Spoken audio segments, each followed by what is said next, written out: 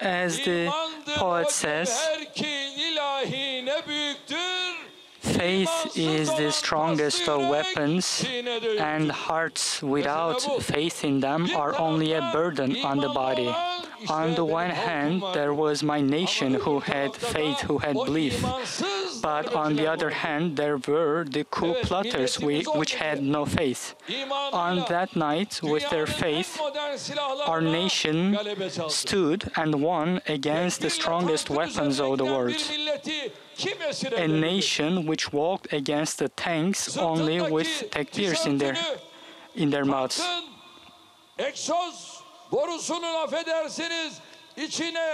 They take out their T-shirts and put it inside the tank in order to make the tank inoperable. And they could only do this thanks to their faith.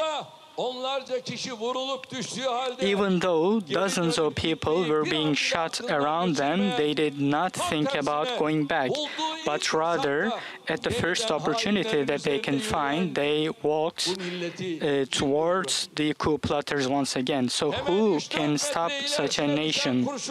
Even though bullets were falling only a few meters ahead of them, they were marching forward. Even though others were asking them to return, they said, if I'm not to die today, when am I supposed to die? So who can shackle such a nation?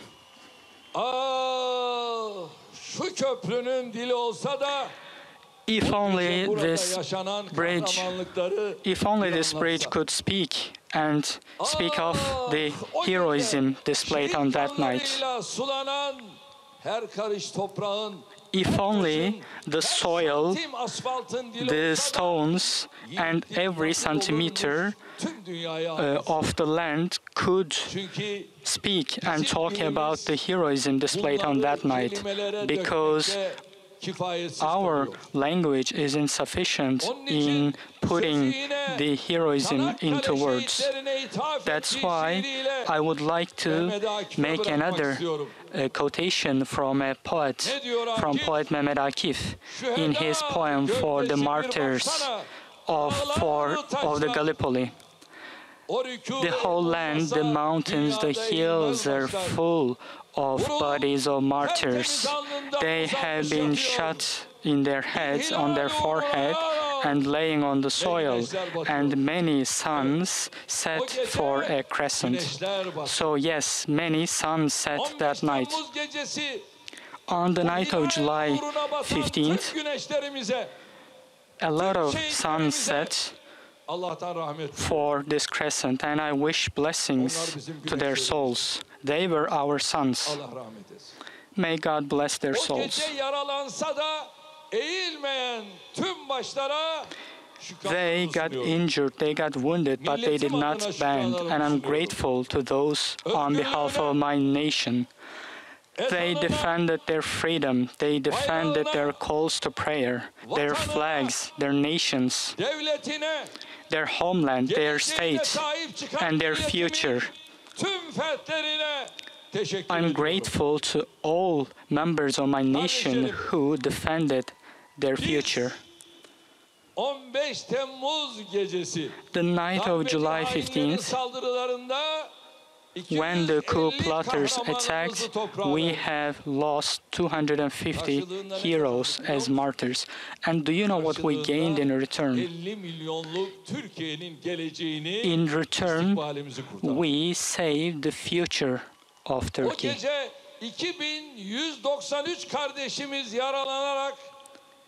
On that night, 2,193 brothers and sisters were injured and became veterans, but millions of brothers and sisters who were watching them got hope.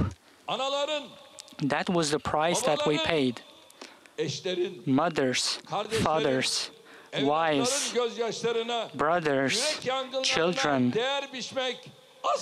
Of course, their tears cannot be measured, but as a return for what we sacrificed, we won our freedom and our future, which again is priceless. Do you know what Do you know what God says?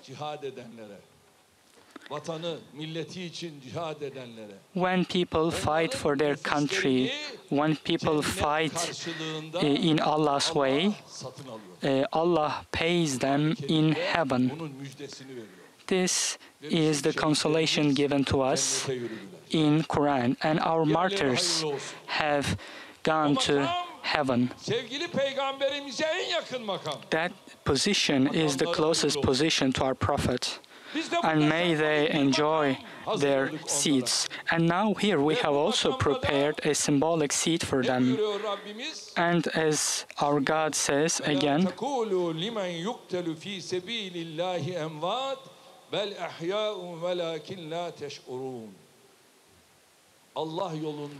as our God says, do not speak of those who are slain in Allah's way as dead. They are alive, but you perceive it not. As we built this, we thought as people, as servants, and as their brothers, we will not forget about them, and we will not let them be forgotten. In Ankara, we built a similar structure right across the presidential complex, which hopefully we will inaugurate tomorrow in Ankara.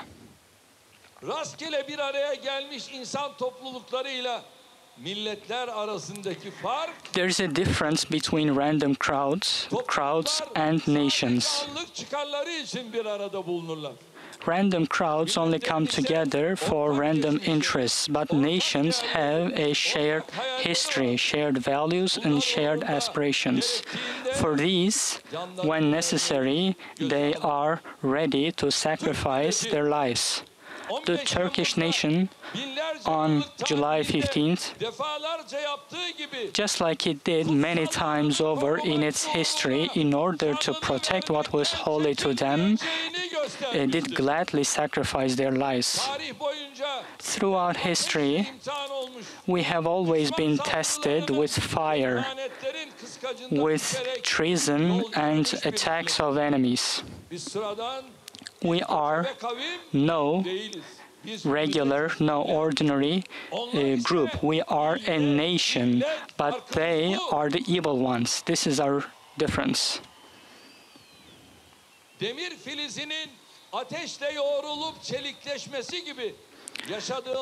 Just like iron turns into steel, the treachery that we face makes us stronger. It unifies us, just like we see here today. It unifies us. It makes us one. It makes us stronger. The coup attempt on July 15th was not the first attack against our nation, and it will not be the last. Terror groups are used as pawns, which have pains coming from history. FETÖ is not about the FETÖ terror group itself, or PKK is not only about the PKK terror group, or DH is not only about that terror group, or other terror groups are not about the tip of the iceberg. We know this quite well. We know that who are backing them. But it's a fact that without crushing the pawns, we cannot get to the other players in the chessboard, and we cannot get to the king. For this reason, we will decapitate these betrayers first.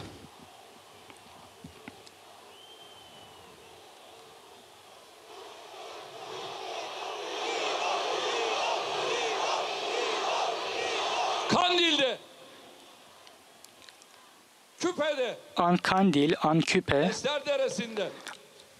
at Besler, in all mountains of southeast and eastern Anatolia, our soldiers, our security personnel, our police, our commandos, all of our security personnel are Yes, cleaning them one by one, clearing them one by one, and the rest is up to the parliament. We are a rule of law. When it comes to the parliament makes the decision, and when their decision is brought to me, I would approve of it.